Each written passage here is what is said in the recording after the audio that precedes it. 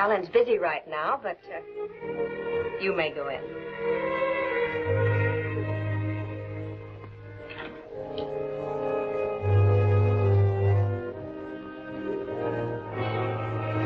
Oh, hello. Just in time.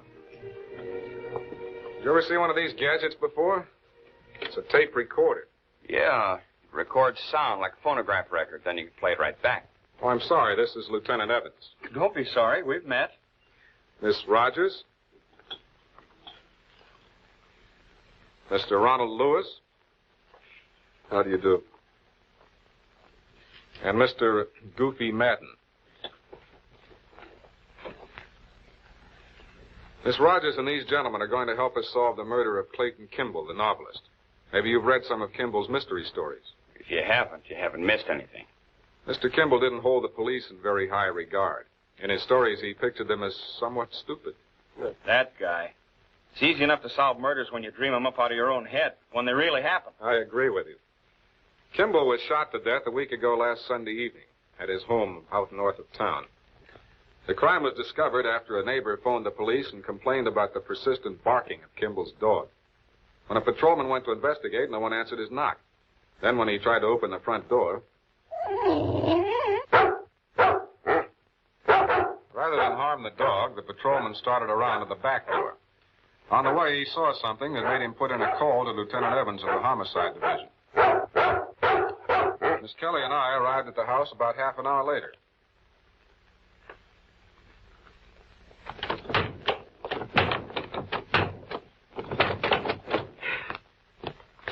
Oh, hi, Steve. Hello, Pat. I thought they had me trapped in there. Door kind of sticks. We found him in here. Now, right over here is the window where the officer looked in and saw the body.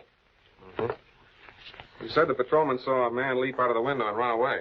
Yeah, but that's a concrete driveway out there. Naturally, no footprints. What about the dog?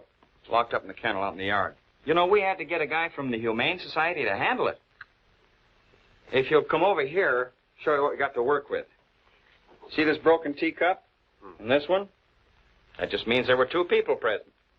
So we know he didn't murder himself and jump out the window. That's right. Oh, now look, Pat.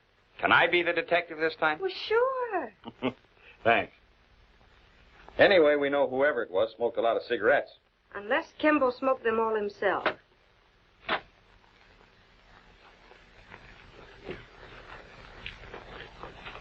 Hey, Steve. Sure.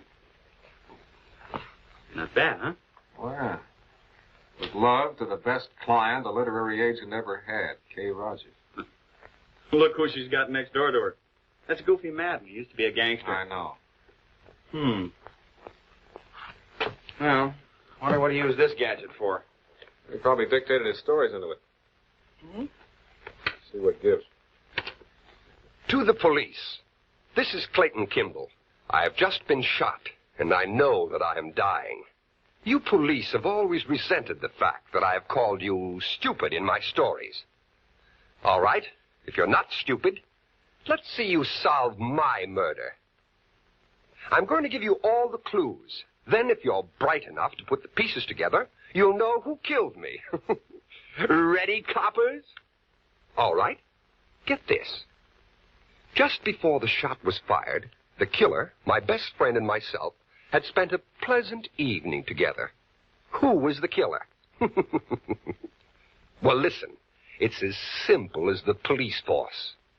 The killer was one of these three people. The first was stealing from me and didn't want to be found out. Got that, cops?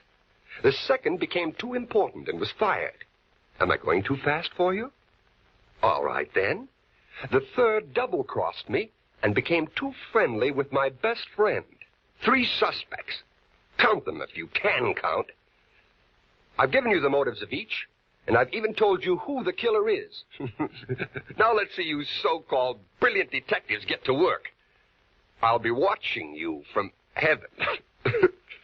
And there aren't any flat feet up there. If the stupid police force thinks it can solve this, it's got an... That's that. Better pack this thing up. Hey, you know something? This whole thing's a gag. Kimball took this stunt out of one of his own stories. Only in the book, the murdered guy talked into a dictaphone. And in the book, did the police solve the murder? Pat, you're going to drive me right to my grave. Well, it's better than having to walk. I don't think there's anything else for you to do, Lieutenant. You might as well beat it. All right. Take this with you. Okay. Wonder if I got everything. Everything but the meaning of those clues. Don't worry your pretty blonde little head. I'll get it. Well, you better. Kimball said he'd be watching you from heaven. But if you don't get it, I'll ask him about it when I get there. What if he isn't in heaven? Then you ask him. Oh. One of these days he's going to explode. I wonder where the phone is in this place. In the hall, I guess. Smart girl.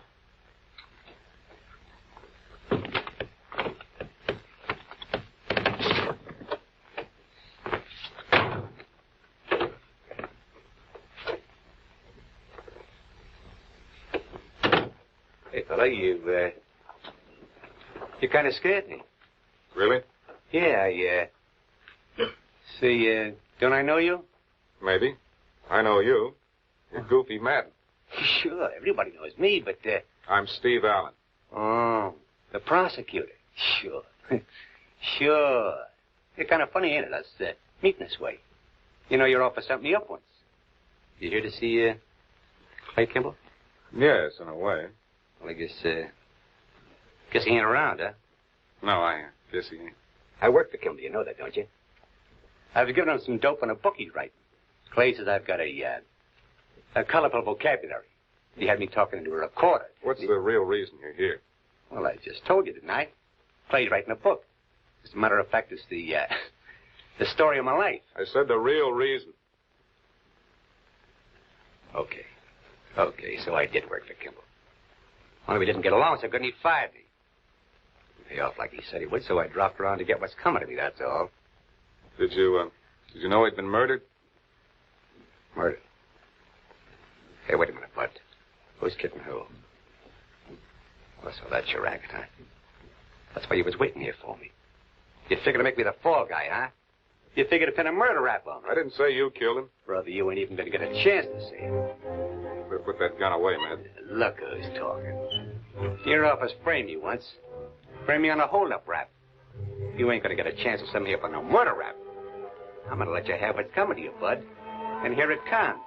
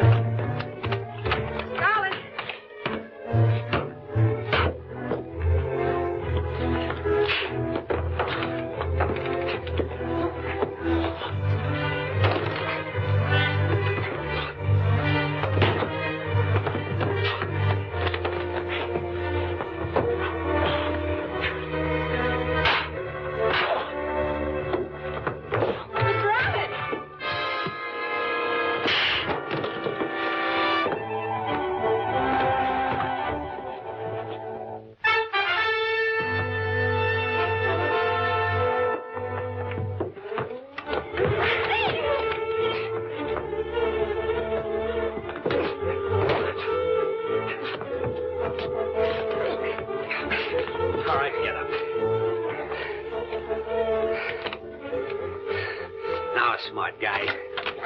Drop it. I didn't do it, I tell you. I stole some stuff from the guy, sure, but I didn't kill him. You gotta believe me, Alan. You gotta believe me.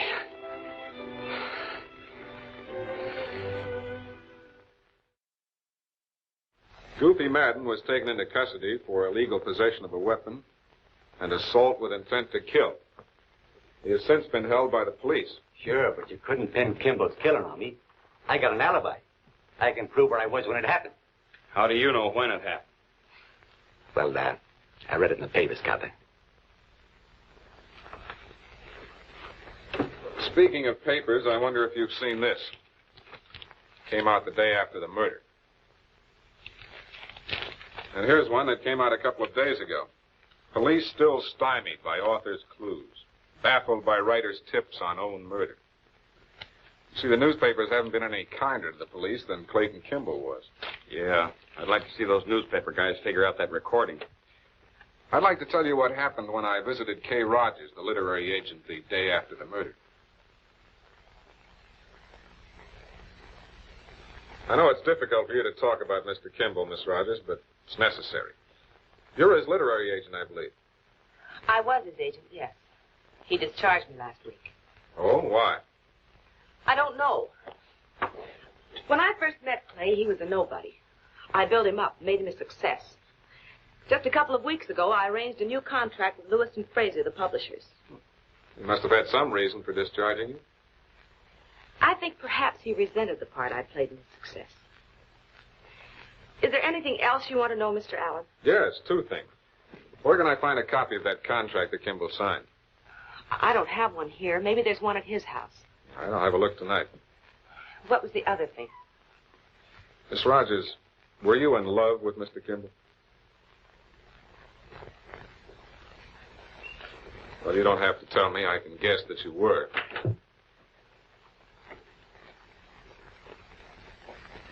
What's going on here, Kay? Is this fellow annoying you? It's all right, Ron. This is Mr. Allen, the public prosecutor. Mr. Allen, this is Mr. Lewis of Lewis and Fraser. How do you do? I came here... Yes, you came to see what you could find out about Clayton Kimball. Well, Miss Rogers knew nothing of his private affairs. From what I've heard about those affairs, I'm glad she didn't. And you can get out of this office. Relax, Mr. Lewis. You're full of nerves. Have a cigarette. I don't smoke. Now, if you don't get out of here, Ron, don't! Don't worry, he won't. Thanks very much for the information, Mr. Lewis. I didn't give you any information. Oh, yes. You told me a great deal.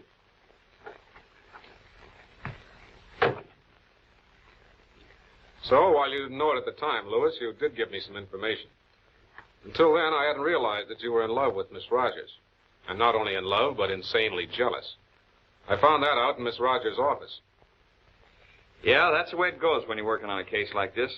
Sometimes you pick up a little information here, a little there, put it together, and sometimes you come up with the answer. We didn't have the complete answer just then, but we had a good start. That evening, Pat and I went out to Kimball's house and looked for the contract he'd signed with Lewis and Fraser. Find anything? Nothing but notes and pages of manuscripts.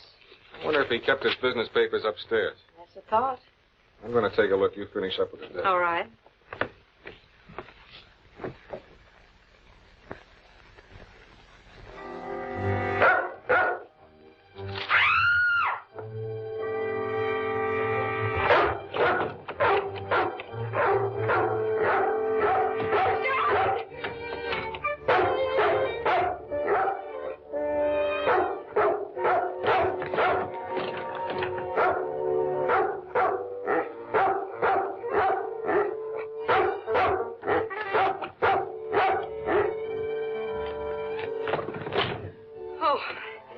Thanks a lot, Mr. Allen.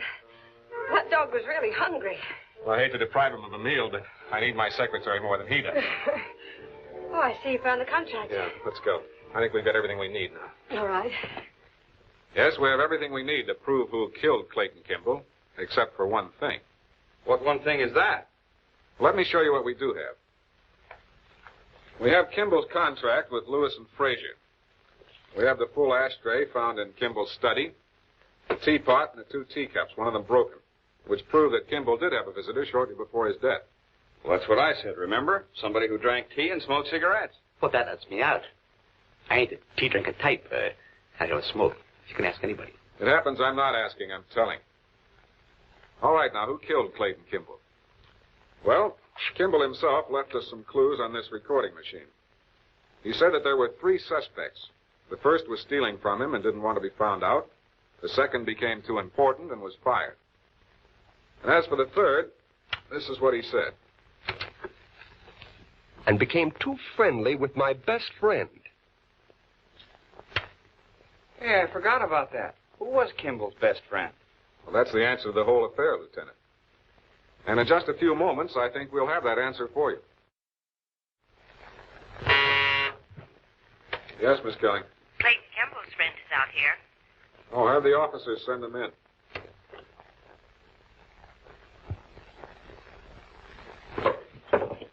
Hey, watch out.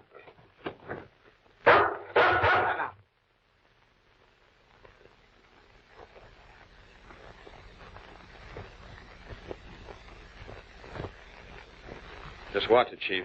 That dog might be a killer. No, Evans. There's our real killer, Kay Rogers. Yes, I killed him. I could stand his egotism because I loved him. When he tired of me, I couldn't take it. And that's why I double-crossed him, and that's why I killed him. Then the dog was Kimball's best friend. Dog was in the room at the time of the murder, and she's the only one with whom he's friendly. And it's just like Kimball said. She got too friendly with his best friend. That's why she was able to come to the house and let the dog out of the kennel the night I was looking for the contract. She hoped that he'd kill me.